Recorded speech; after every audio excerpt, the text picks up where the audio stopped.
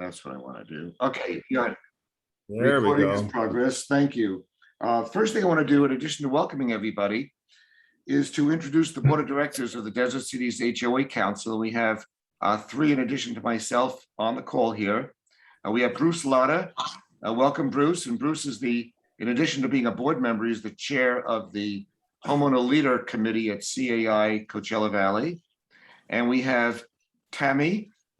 Where's the camera Tammy? on I'm gonna here. take a picture of, take a look. I want to close the door. Yeah, I'm gonna try to mute everybody that isn't muted, other than the speakers. Tammy Walls is our newest board member. Welcome, Tammy.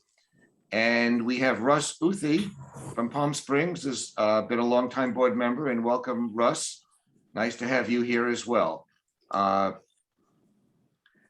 Let's see, I'm trying to mute everybody.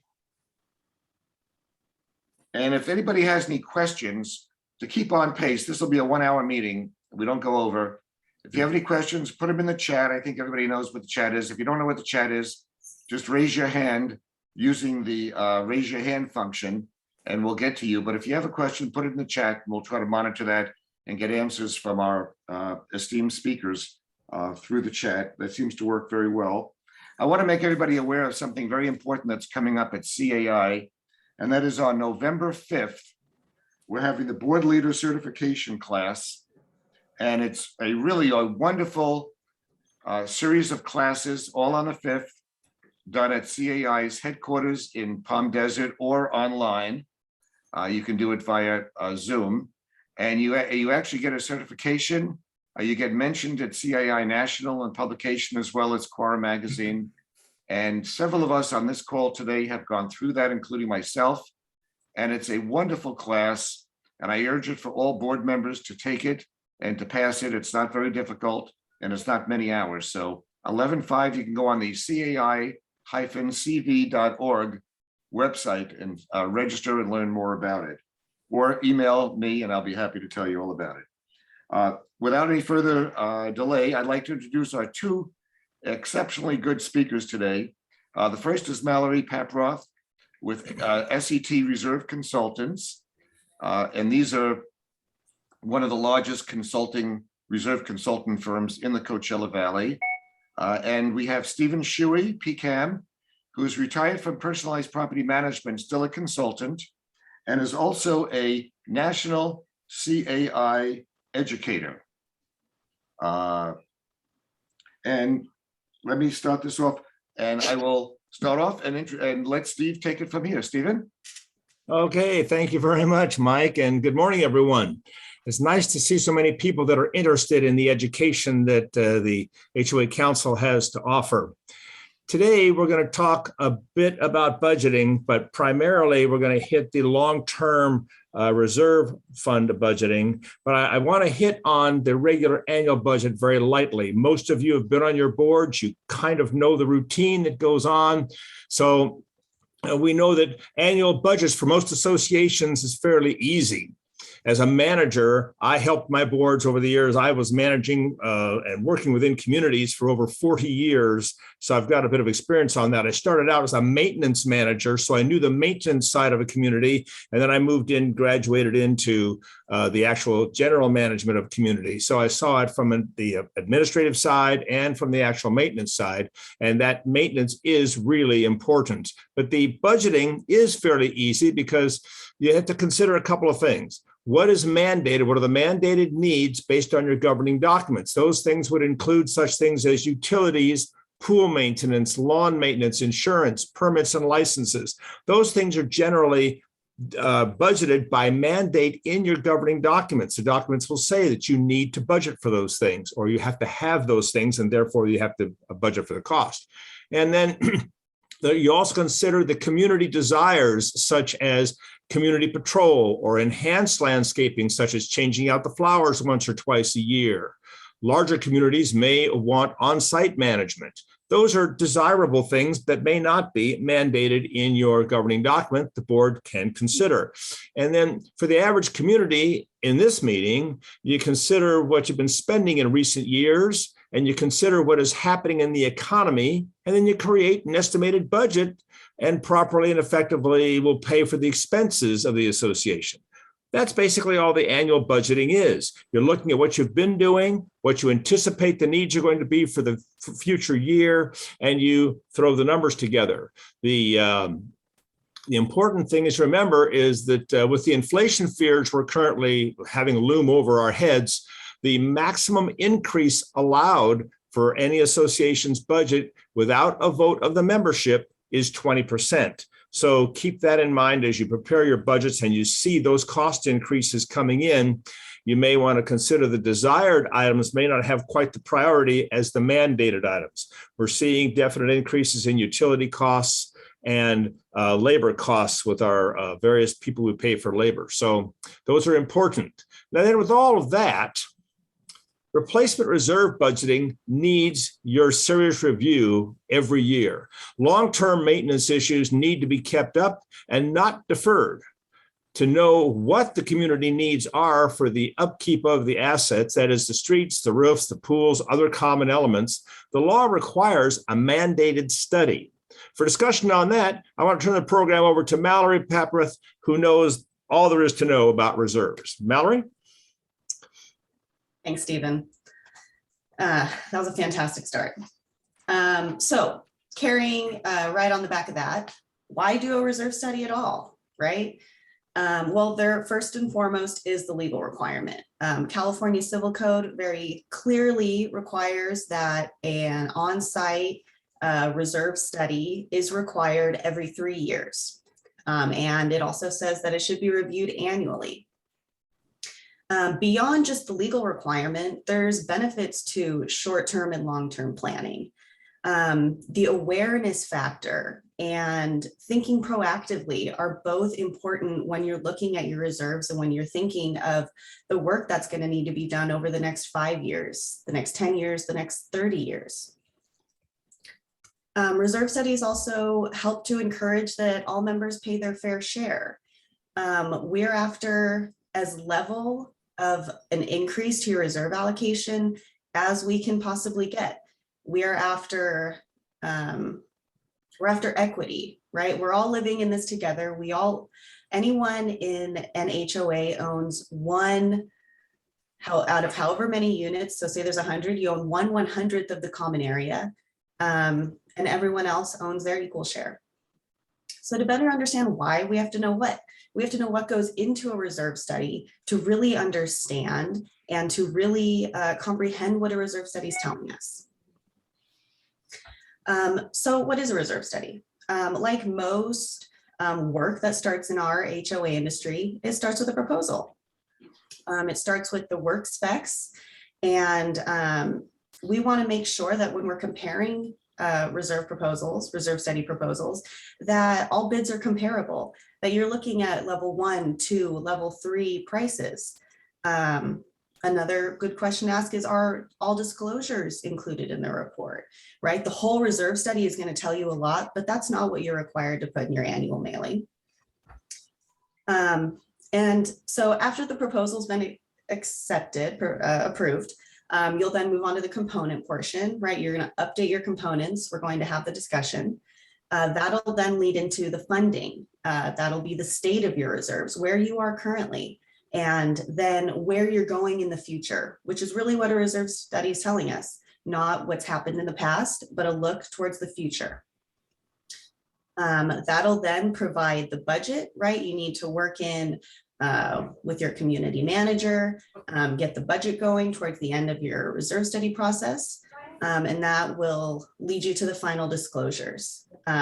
Reserve studies are first and foremost reserve information, but the disclosures do have a little piece that requires the annual dues amount for the upcoming fiscal year.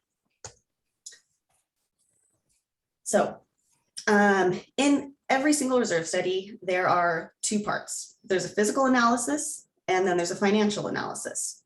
The physical analysis is essentially the components. It's the common area assets belonging to the community. So firstly, you're going to have a component inventory. Most often, this is called a component report or component identification report, where you can find all of these details.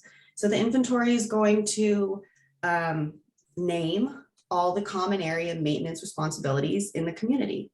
Then there will be a condition assessment on those components.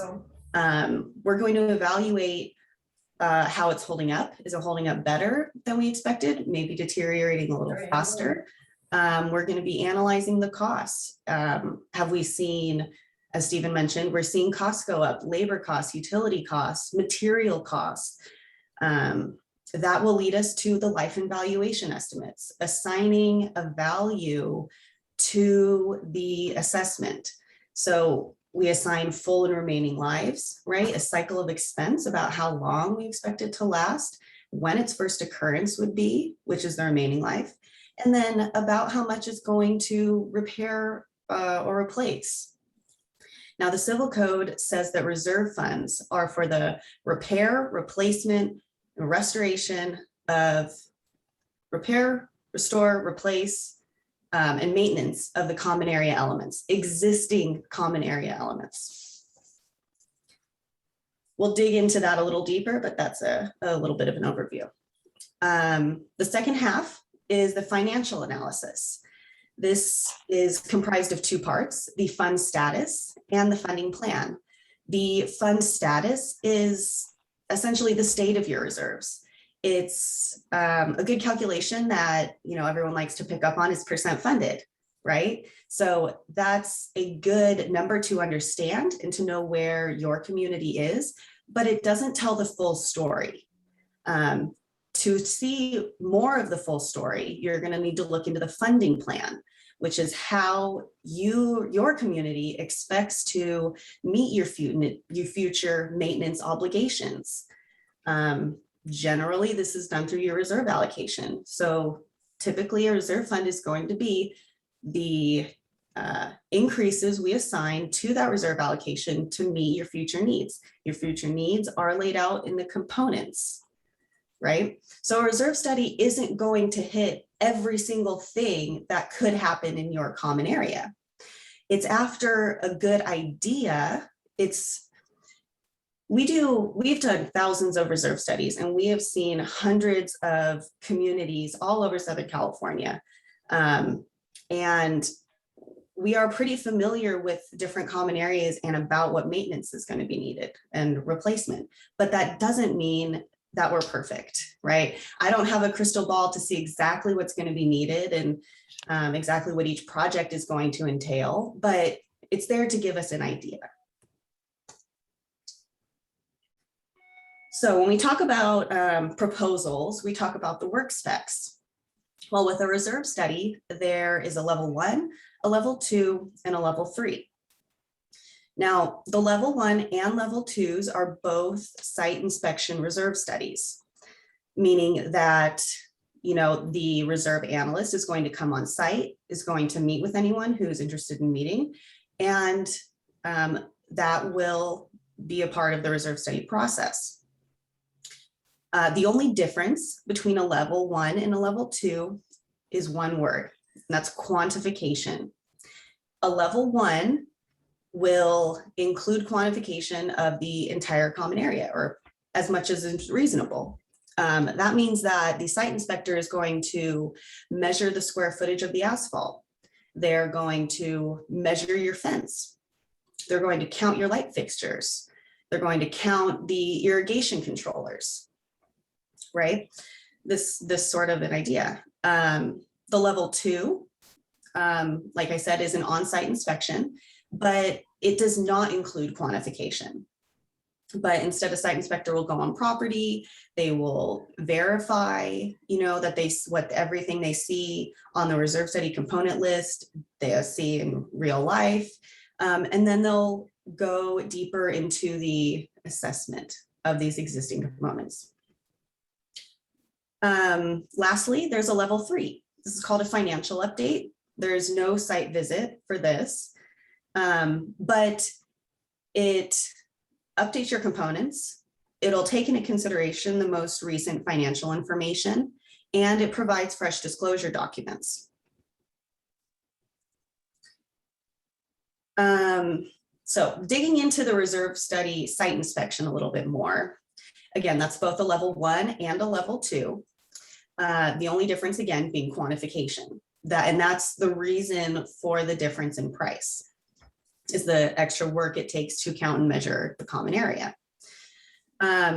We strongly encourage site inspection collaboration. We really encourage either a community manager, but really better yet, even is a homeowner, is a board member that lives there and maybe walks their dog around the common area, and they look at what's going on and they see if something, maybe like an electric meter pedestal, those things are supposed to last 30 years, but if water hits the base and rusts and it goes unnoticed, then that could absolutely lower its remaining useful life. So things like this are very useful when it comes time to putting the site inspection notes into the reserve study, because the more we know, the better we can reflect that in your reserve study. But if we don't know what's going on and we go out and look with our eyes, and I'm sure a few of you have met Joe from our company that's doing this, and he sees a lot and he has a great attention to detail, but even he doesn't see everything, right? So it's really useful, especially to know perhaps upcoming board plans, right? Like maybe there's been discussions about a $10,000 landscape project next year, but the reserve study has an every 3-year lower amount. It's not that the reserve study can't be changed. It's meant to be changed. Reserve study is meant to be dynamic and change with the times, change as the community changes. But we don't know everything. Hey, Mallory, No, Mallory, there's one question that was asked. Yeah. Maybe this might be a good time to answer. Donna asked the question, how do you decide the life expectancy of a reserve component? Oh, that's a good question. Generally, it's coming from our bank here. Like I said, we've done hundreds of these. I've been in the industry about, almost 10 years now. Those that I work with have only been in it longer. And we have a general idea of how long things will last. But again, that's not to say it will last that long. We say, I guarantee things will need replacement sooner or later, and it'll cost more or less, right? If you go out and get 3 bids tomorrow, they're not going to be exactly the same price. The same goes for when to replace it and the life cycles. Mallory? Yeah. I have an added thought on that too, and that is that, yes, the reserve analyst has the experience based on all the properties they've looked at. They know from history how long the average component lasts that they are inspecting, but also beyond that, there's on equipment type things, the manufacturer gives them a life expectancy as well. So it's based on inspection, and that's why you want to have the 3-year visual inspection, because the environment around the equipment or the component has an impact on how long that life will have. And the maintenance done on an annual basis. That's why when she talked earlier about communicating and having collaboration with board members, preferably over the manager is a good source if it's an on-site manager, but those that have portfolio managers where the manager's not there day to day, a board member makes a great collaboration partner for the reserve analyst. And don't be afraid to ask what you think might be stupid questions, because those kinds of questions are what spark the interest of the reserve analyst and help them do their job better. Mallory, 2 more questions. And this is the question you get asked probably 10 times a day. But what's the right percent for a reserve study? Good luck. Good luck with that. Something you mean percent funded.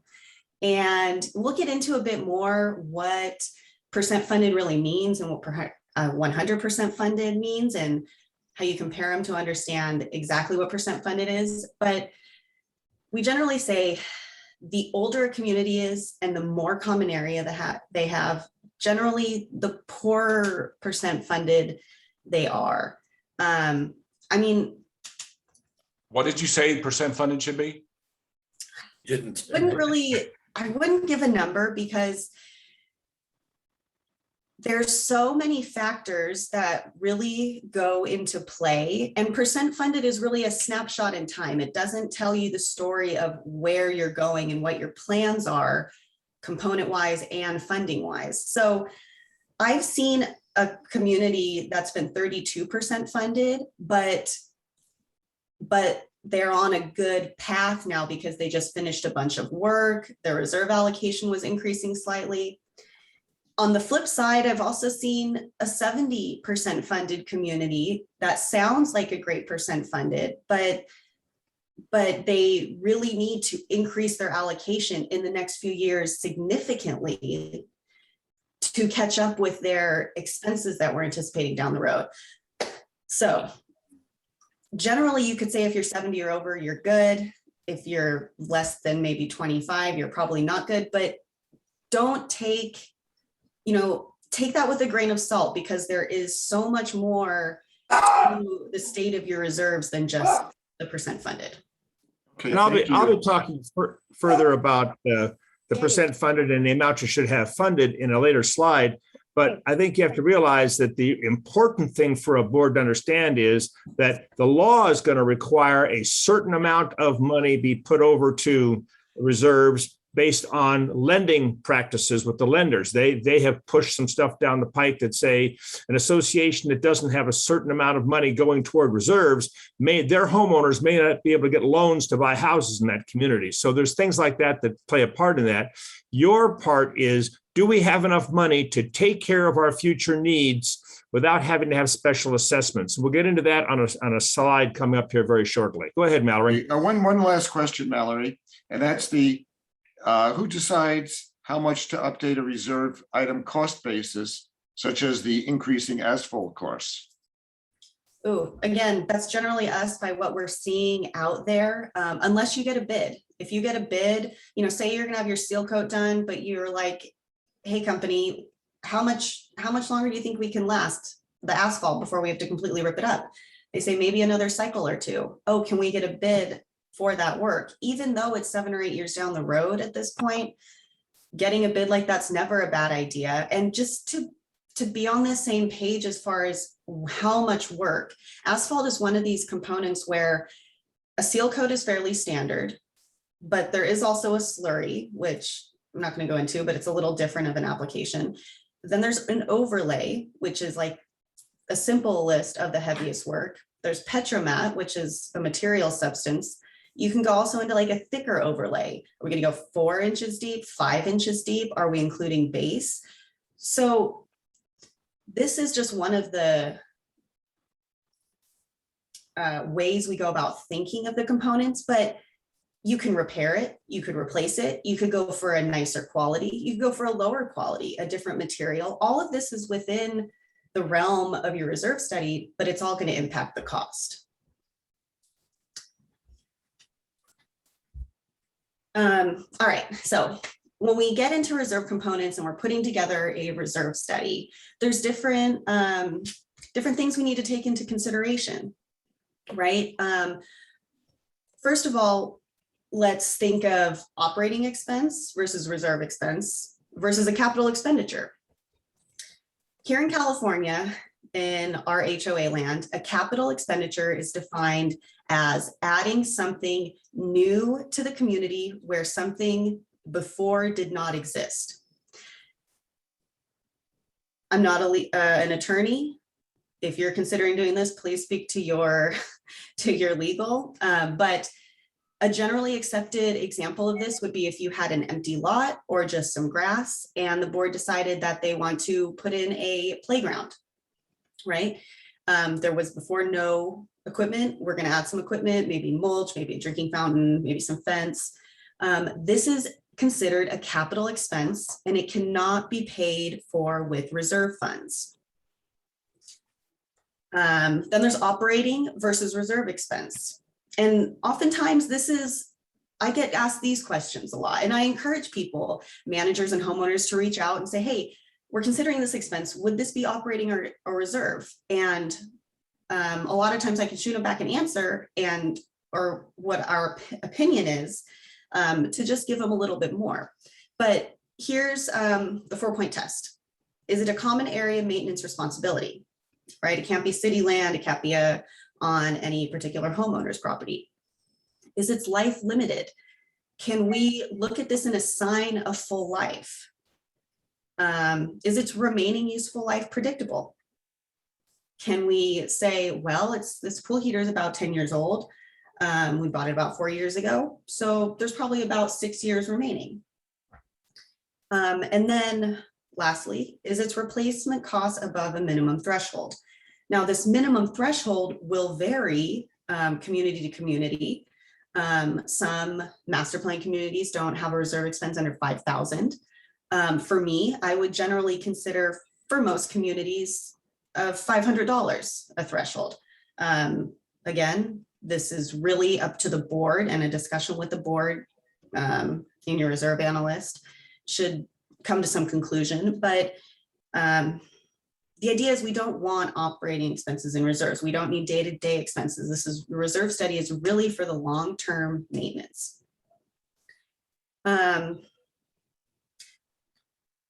So when we're putting these component reports together, we think of their different failures and the ways in which they'll fail to better line up expenses. Regularly scheduled is the first example. Something like your seal coat or painting of your fence. We know these are going to happen about every 4 years, maybe 3, maybe 5, but we can plan on that. Sometimes you wait until failure. Pool equipment, right? You're not going to probably replace your pool filter before it conks out. It just doesn't make any sense to, and it's not that impactful. Your pool guys can get out pretty quickly, right? There's also premature replacement. Maybe you share a water heater among the building and maybe it's been giving you a little trouble. Well, it might be a good idea to replace that before the holiday weekend where everyone's going out of town, and havoc could wreak after that would need a repair. And lastly, we have aesthetic and technological obsolescence. Elevators, or elevators after so long, they might not be able to make a repair with a piece. They might need like a whole new system part to be able to update it because that part is no longer used. Or sometimes these clubhouses, right? When you look at the kitchens, the appliances might be functioning fine. The cabinets and counters are probably holding up all right, but maybe every 15 to 30 years, just depending, might be time that the board says, okay, let's update this look. Let's make this a little more with the times. Let's get rid of our avocado green oven, and right, those things are good. But I mean, unless you're going for that specific look. Yes, Stephen. Valerie, you mentioned obsolescence. That's a great point, because I know when I was the high-rise manager over at Desert Island, we had a central plant air conditioning system that we spent reserve funds. We scheduled maintenance every 5 years to completely rebuild the central plant.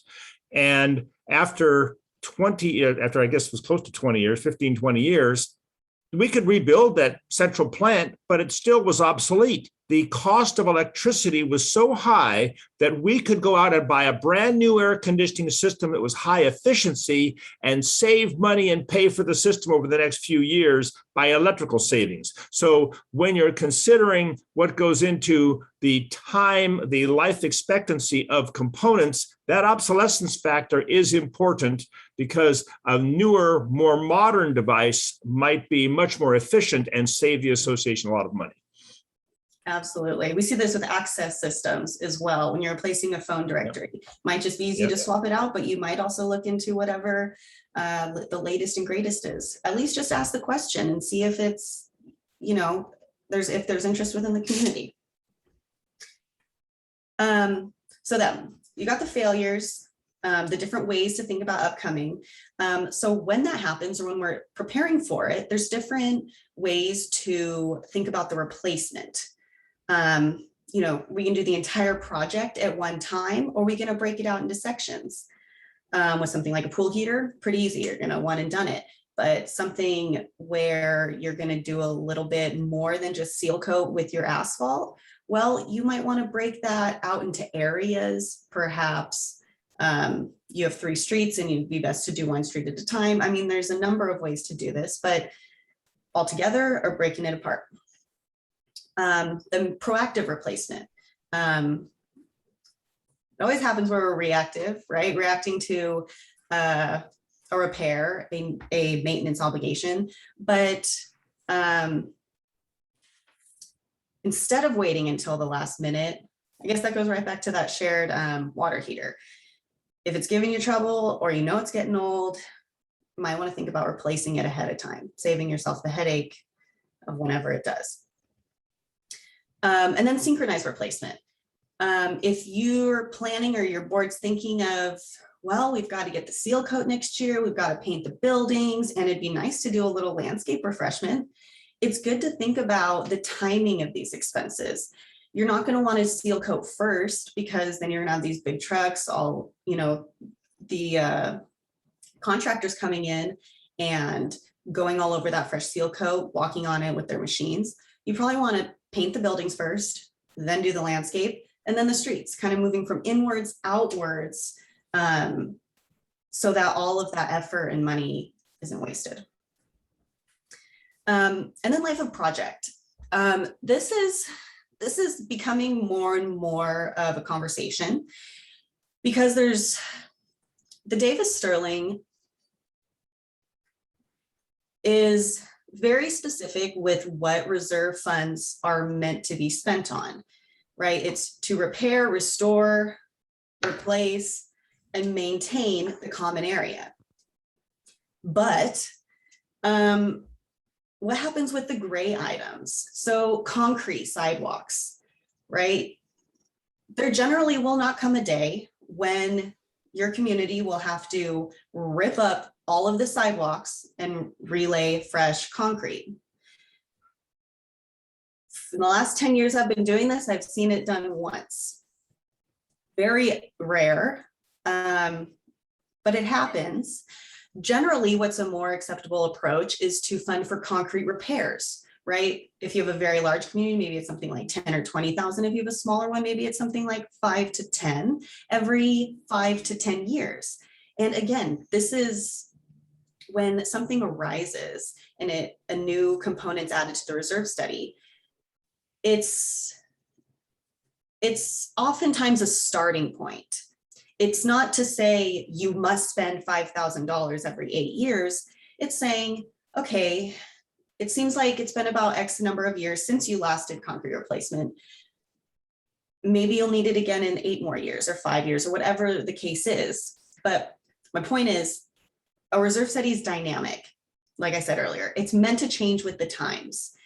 If you never had concrete repairs on your reserve study because it was never an issue before, and now you see a few trip hazards, that is exactly the time to add it to the reserve study. Whether it's before it happens and people are just starting to see it, or whether it's after the fact.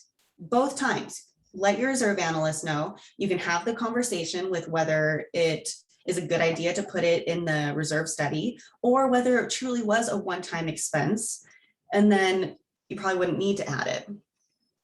Another example are natural block walls.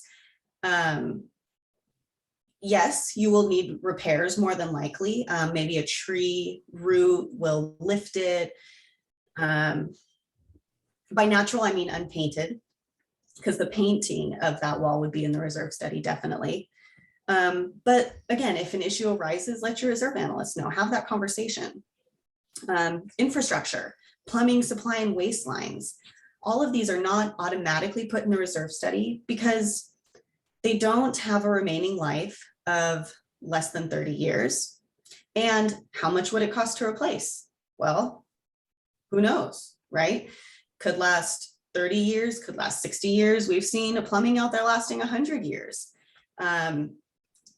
It's unknown, all of its unknown qualities make it so that it's not an automatic thing to put in a reserve study, but an issue could arise. And if it arises in your community, let your reserve analyst know, because it's not a bad idea to put in a line item, even if it's just every 15, 20 years. It's getting it on people's minds. It's saying, hey, we've had one issue. Awareness. Awareness is really what it leads to. All right, so putting all this together, taking into all these considerations, this will get you to a component report. We call it a component identification report. The components are going to be sorted into categories. It'll say the quantity of each component, the measurement basis, whether it's each, a square foot, a linear foot.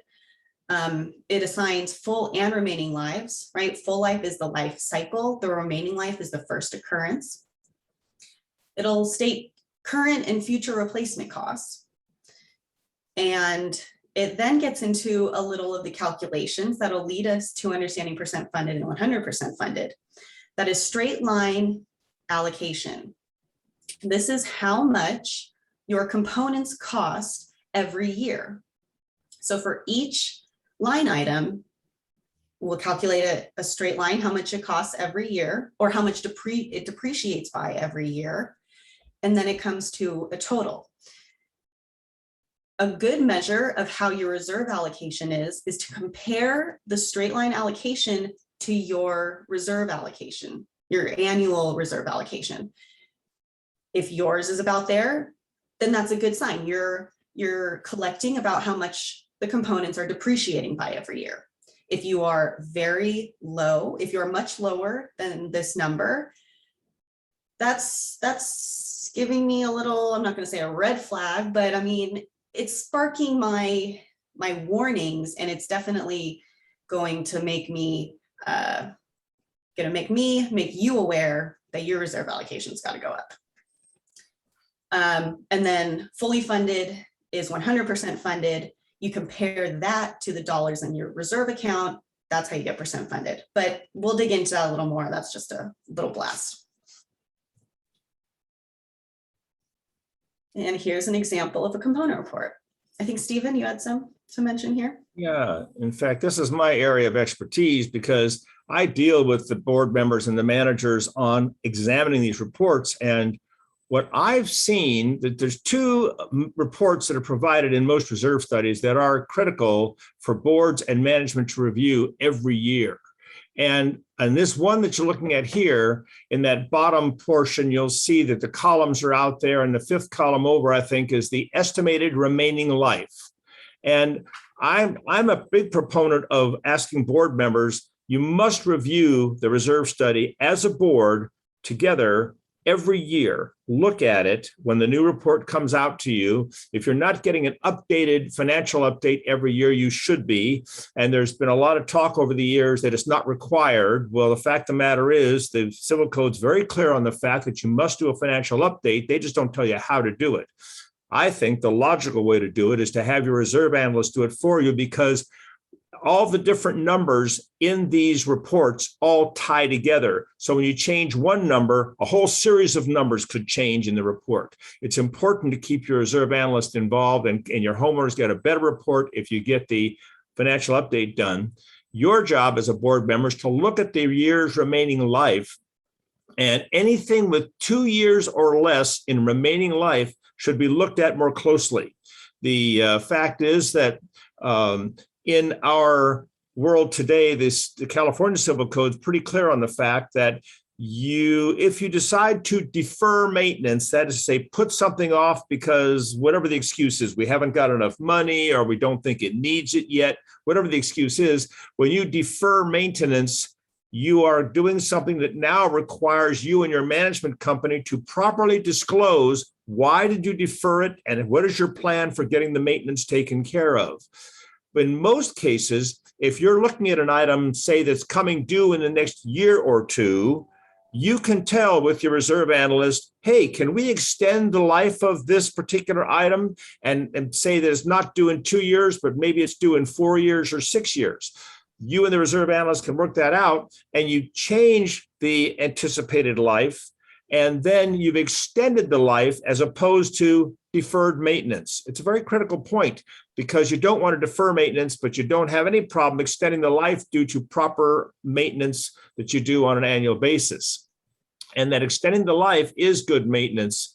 It'll help the reserve fund out. And then failure to accomplish maintenance or replacement as scheduled is considered deferred maintenance. So if you have this report and it says we're 0 or -1 years remaining life on this piece, we are deferring maintenance, and your homeowners catch on to that, they're going to question, what are you doing? Why aren't you doing the maintenance like you're supposed to? We're seeing all the time, buyers in communities are looking at this kind of thing. They want to be sure the association is budgeting correctly and performing their regular maintenance. And then this deferred maintenance being disclosed is critically important, because that's where, in today's litigious world, a new homeowner moving in who loves to start little lawsuits but pick on something like that the board isn't doing correctly. So if you look at this and you look at years of life remaining, I would recommend you highlight anything with 2 years or less, and then as a board, have somebody on a committee or whoever go out and look at the item, and then talk to your reserve analyst about adjusting the life if you think that it is in fact going to last longer, so you don't get hung up in that terminology known as deferred maintenance. Let's switch to the next slide, Mallory, as the next point is equally as important.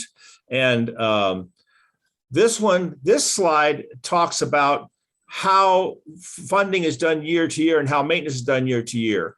Most all of the companies that provide reserve studies have similar reports to this. I happen to like the way SCT's report looks. It's very clean and clear. You can see in this case, they've got the future years laid out there. And then at the bottom of the column, they show how much money is anticipated to be needed to spend on reserves this current year or whatever year the column is.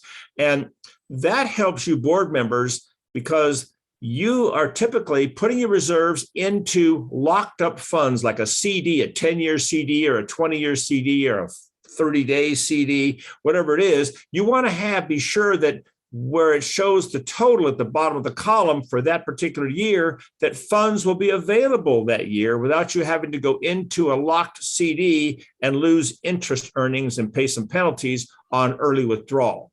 So this report is also good for you to look at. It shows what's coming up in the way of the individual components that are coming due in the particular year, and helps you make sure funding, the source of funds, will be available. You may have to realize that when this particular CD comes due in the next 6 months, rather than renewing it for another 5-year term, we may have to renew it for a 1-year term or a 30-day term, so that we'll know the cash will be available when it comes time to spend the money. And it also gives the board a chance to see very clearly, here's the items we're projecting to spend money on, and you can budget accordingly for that.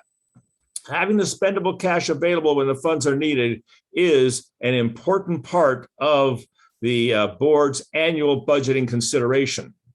Long-term savings can put into CDs and other safe implements, but laddering of the investment funds should be considered so that you have money coming available from time to time, as this report will show the need. And this report does show how much money will be needed as spendable cash, not that cash that's locked up. So review it every year and make sure the funds are available. And then also be aware that new considerations are and have been mandated for consideration in the reserve study. These new considerations are right on board with the next slide. So Mallory, let me hand it back to you. Perfect. I do want to, before I move on, actually state that this table is used with future values. So there's a 3% annual inflation in all the 2023 and laters. And if you're going to be updating your reserve study via printed papers, we always ask that you do it on the component identification report, because like Stephen said, you change one number and it changes everything else. That's all done from the component identification report, and all the other pages are produced from it. So it just helps the reserve analyst understand exactly the changes that you're requesting or you want. And then we can always reach back out with questions. So one of these new considerations is the deck bill. If your community, doesn't have decks, stairs, landings, anything of the sort, then just this does not apply to you. But for everyone else who has wood elevated exterior elements, There's some criteria. There's also building size criteria. This is not a one size fits all bill or law, I'm sorry. But if you do have decks, stairs, or you're concerned that your community might fall under this balcony bill requirement, speak to an attorney, and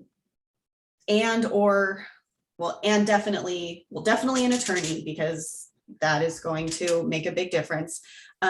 If they recommend, or it's found that you are going to fall and you're going to need this inspection to be done, it must be done by an architect or licensed structural engineer, and it must be done, the first one, by January 1st, 2025.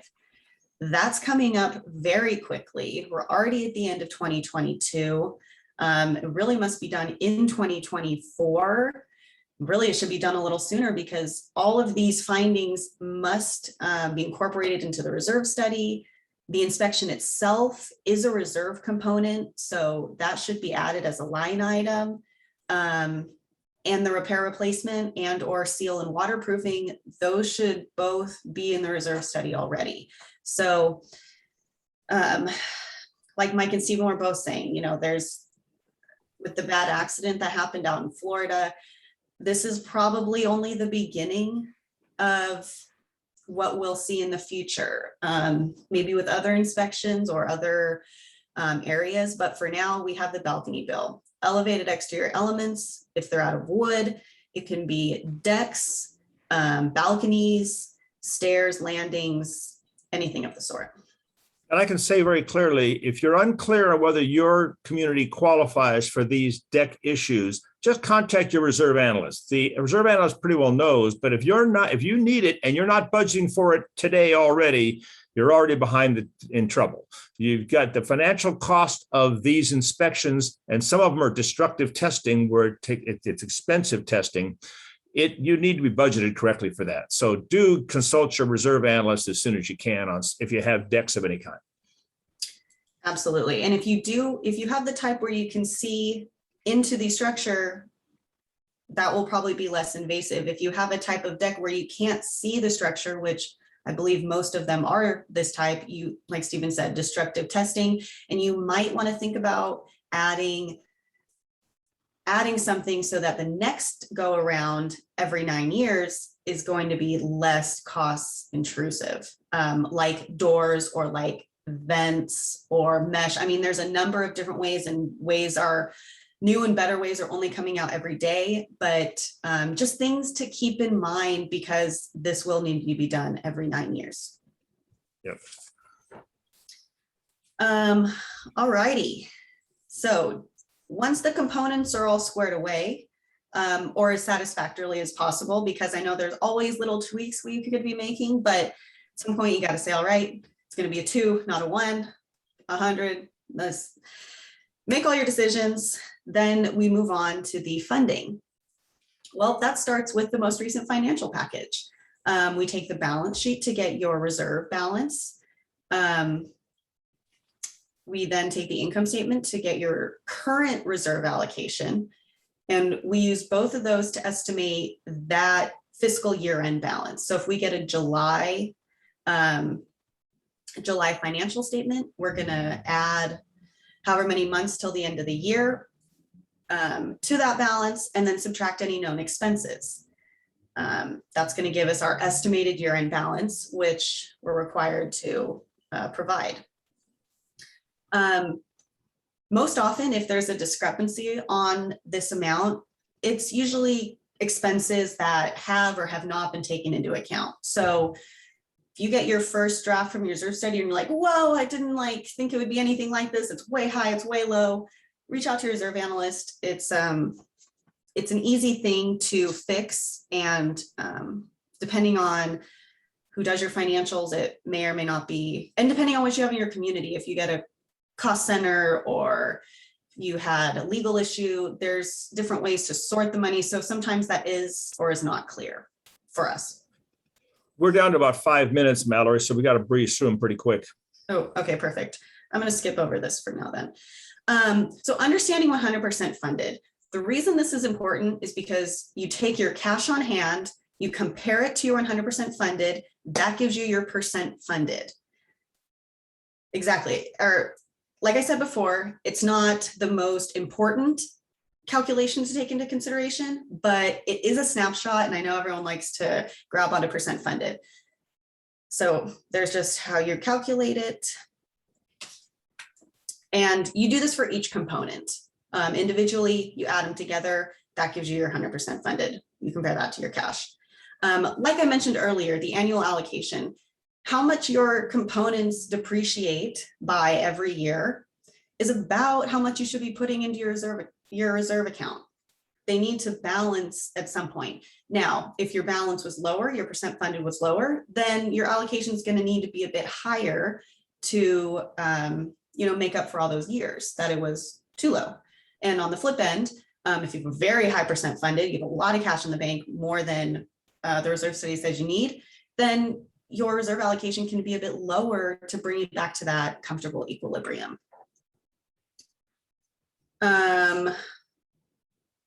Percent funded. Sometimes we get asked, well, if we put in, like, say we're gonna do a small special assessment on everyone and put in all that in reserves, how is that going to affect our percent funded?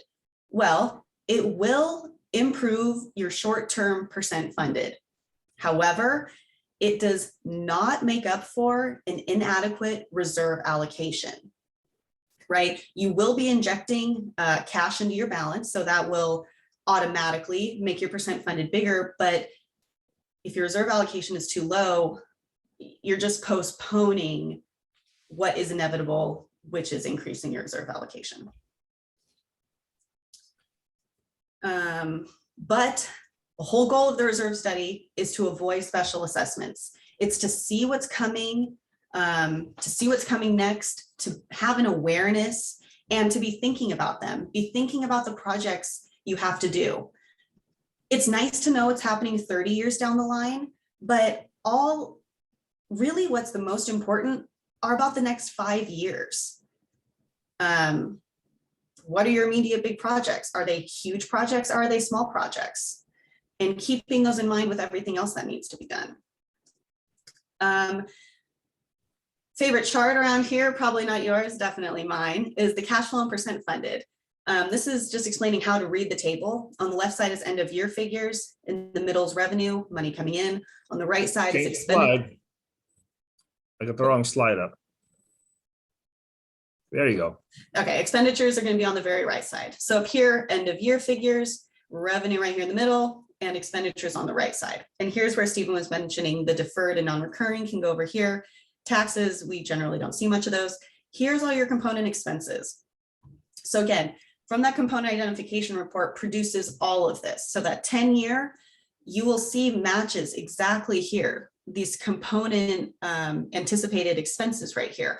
So your report is all connected. It's not like one number goes here, one number goes there. It all relates to each other. And Mallory, Yeah. On this report, there's a bunch of numbers in red in that one column. Holy smokes, does that mean that they're in trouble financially? Well, if they keep their reserve allocation exactly where it is, then we show in year 13 here that they run out of money. And so the first two columns, I think, is where you show, here's what we recommend you do. And that column that's in red shows what happens if you don't follow the recommendation of your reserve analyst. Is that correct? That is correct. So here's 100% funded. And actually right over here in contribution percent change, this is our funding plan. This is how we recommend you build your reserves, you increase your reserve allocation. And in our models, we end at 100% funded. We always aim to keep as level of an increase, or decrease, but generally an increase. We aim to keep as level an increase as possible to make it the most equitable.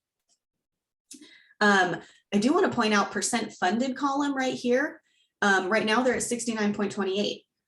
And everyone, I know you always want to be the best percent funded you can. It's always a great message to the membership. However, you will see here that that number goes up and down. Right? There's ebb and flow. It depends on what expenses you were anticipating here. And the biggest unknown factor is how much you do end up increasing your reserve allocation by. So I think, yeah. As I said, I think we could have a full 1-hour class on this one form, and we're down to 2 minutes. And I know you've got some other key points you want to lay out for them. So guys, if you have a problem with this form, I highly recommend you get with your reserve analyst or your manager and ask them to explain it to you so you understand it better, because this, again, is one of the forms I'm recommending you look at in detail every year so you can see how your funding plan is working. Go ahead, Valerie. All right, so here we just got a few funding plan scenarios. The top is the best, well accumulated, well allocated, right? Well accumulated, I mean, your reserve balance is high, so your percent funded is healthy. Well allocated, meaning your reserve allocation is covering the cost of the components, right? This doesn't mean you're over 100% funded and collecting way more than the components cost. It just means that you're at a healthy level. Reserve allocation is sufficient to meet current needs, leads to level funding plan with level increase. That's the goal. Well, 1 minute. 1 minute. All right. Well accumulated, but poor allocation. You've collected money, enough in the bank, but now you're not collecting enough from the members. This will lead down the road to a need for an increase in reserve allocation. Lastly, and this is at the greatest risk of special assessment, besides low and low, is poor accumulation of well allocated. If you haven't been collecting enough from your members for like the last 20 years, but now you realize it, your reserve allocation's higher to make up for the past deficit, you've realized the situation, so that's excellent. But if something unexpected arises or your asphalt roofs need to be replaced sooner than expected, this could lead to problems. Yeah. Mallory, we're at 11 o'clock, and I just want to let everybody know we do have some questions that we'd like to get to Mallory and Stephen, and I will ask those in a few minutes. You can stay on if you like. The next meeting we're having is Thursday, November 18th, and that's going to be an attorney, Jennifer James, telling us about the new legislation, as well as going over some very important court cases, including a local one about short-term rentals that everybody needs to know about, because it's going to affect your short-term rental at your HOA. So we are going to continue for another few minutes, so Mallory and Stephen can finish and we'll answer your questions. And then we'll cut it off then. So continue, Mallory. Mallory, back up one slide, because I want to, this closing slide helps you kind of bring things together. And I want to say as a final note that you have to understand is do not shortchange your membership.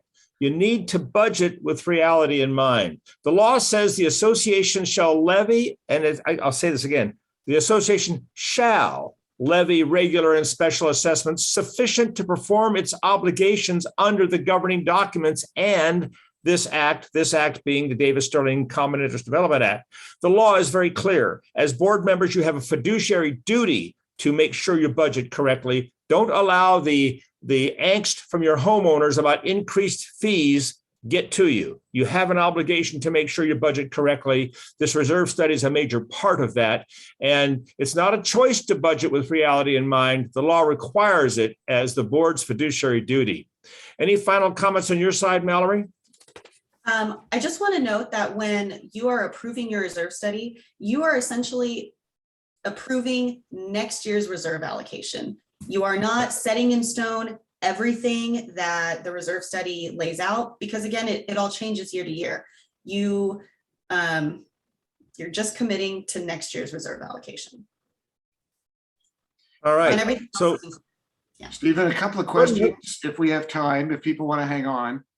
The question from David, Mallory, was how are infrastructure, waste lines, underground electrical, et cetera, replacement costs valued and budgeted? I don't know why they'd be any different than anything else, but.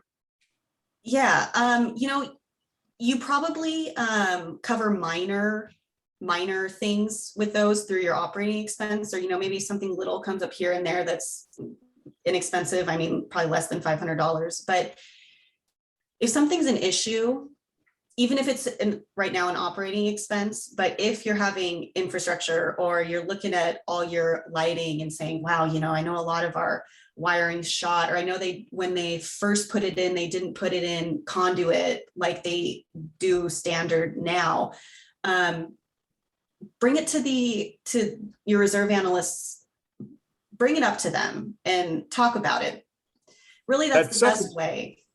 That stuff that's hidden underground, you only know that it's coming due by the frequency of repairs you're having to make. So if you're having to have the plumber come out and rod the drain lines and he's finding broken pipes underground on a more frequent basis, it may be time to consider replacement of those drain lines as opposed to constantly repairing them. The same thing applies to the lighting situation. It's those hidden components in the infrastructure that are hardest for anybody to look at, but you will know that based on how frequently you have to have repairs accomplished. Next question. That's a really good point, Stephen. I made a note here to look at the reserve study on a couple of items that we were having issues with, and making sure that Mallory and the rest of the team over there know what's going on in our HOA. There's only one more that, and it really wasn't a question. It was Kurt, before he left, said he just put concrete repairs for driveways and sidewalks into our reserve study and are planning for them over the next 5 years. So I think, Excellent. based on what Mallory said, it's people can keep adding and subtracting. And a good example is in our HOA, we're thinking of delaying the road slurry project for another year because it doesn't, according to our business partner, it doesn't appear that we need it when the reserve study said it. So we're just going to delay it a year and advise SCT to change the reserve study to reflect that. But that's something that I think everybody should do on a regular basis. And The Mike, question that's an is, important, Do you Mike, have that was an important point. You made an important point. You decided to defer it, but you're advising your reserve analyst so that it isn't actually being deferred. You're extending the life. we're changing the reserve study to reflect the reality. And conversely, we have some rear gate issues that we probably will accelerate the replacement of the, and so it's a very, a moving project. But the one question I have for you, maybe, Stephen, is, and I think I've asked you this before, if an HOA delays reserve study suggested maintenance, do they have to inform the homeowners? The answer is yes. The law says that if you are going to defer maintenance, you need to explain to the membership why you're deferring it and how you plan to take care of it. Because they've been told by your budgeting process that you're going to allocate so much money to take care of these reserve components. You've shared with them, if not the full study, a portion of the study showing that you know when maintenance needs to get done. And then if you as a board decide arbitrarily, oh, well, we're not going to do that, the state says, you make that arbitrary decision, you have to inform your membership because you told them all along you're going to get it done, and now you're deciding not to. So it's a disclosure issue. That's why when you suggested you're going to announce it to your reserve analyst to have the reserve study changed, that's a key important point. Okay, thank you. And noting that, you had your asphalt contractor out and looked at it and they say that they can extend it a year, that's even like more, bringing more power to the punch. Yep. Okay. Any other questions that anybody want to raise their hand? Mallory had David. commented on, I had asked about the asphalt, who determines the cost? And you said yes. best to get bids so you can update as you may need. That just happened to us this year. I wasn't involved before. Our reserve study said we needed 200,000 in the reserves to completely redo all the streets from scratch. Also for reslurring. We reslurried this year. The reserve study gave us 12,000. The cost was 36,000. To redo all of them, the reserve study had 200,000. The actual bid we got in was 300,000. So we're adjusting the reserve study going forward. So we have that money in 10 or 12 years when we need to. Yep. Absolutely. That's why you're looking at it. Yep. That's exactly why you're looking at it. And we'll probably ask for the proposals that you received just to try to weed out why the cost was so, different. Are there other repairs included? Was this just more expensive than we thought? Sometimes we get down to it and the square footages are different. It's like, why is there 40,000 of square footage less? Yeah. Oh, we never included this road. There's so much to it, especially with asphalt. And Most of it was never really looked at before. Yeah, and by the way, just to kind of go back to that Surfside disaster in Florida, some of the committees that I'm on nationally that have been down there and looking at it, The reserve study, or following up from what the reserve study said, does not seem to be the main reason for the collapse of that tower. Deferred maintenance seems to be the original building problems, the building next door going in, and all of the shaking of the ground and the problems with the building next door. And the deferred maintenance seems to be the reasons, or at least what leading people to believe. And it'll probably be 6 or 9 months before we get the actual report, but it does not seem like the reserve study but I'll tell you, it's an awful situation, because there are all kinds of lawsuits going on in Florida now against the board, against the management company, anybody they can, sue, and big dollars. So it's just a terrible situation down in Florida. One that we have to follow closely, because like a lot of these kind of situations, we're anticipating legislation to follow this right afterwards, making the rest of us suffer at some point. So any other questions, or anybody want to raise their hand before we sign off? I want to thank everybody. And thank you very much, Mallory and Stephen, for all of your efforts and your time and your expertise. And our next meeting, as I said, will be Thursday, November 18th, and we'll get a legislative review. And I look forward to seeing everybody then. Thank you very much. Have a Thank you, good day. everyone. Let me leave you with this last thought of your community is unique. Every community out there is unique. Just because your next door neighbors are having a problem doesn't mean you will, vice versa. So like, if you have anything on your minds that you're not sure about, reach out to your reserve analyst. Well, thank you very Absolutely. much, Mallory. Thanks, Stephen. Yeah.